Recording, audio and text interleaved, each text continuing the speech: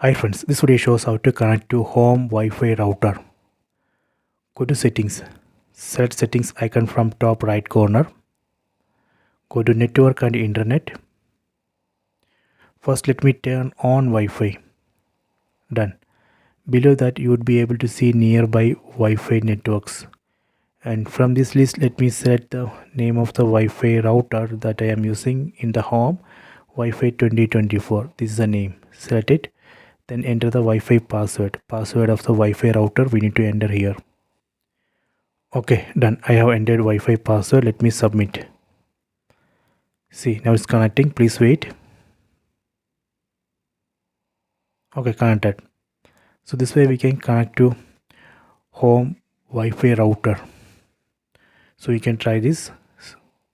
After that we would be able to use internet in TV. I hope you have enjoyed this video. Please subscribe this channel. Please like and share the video.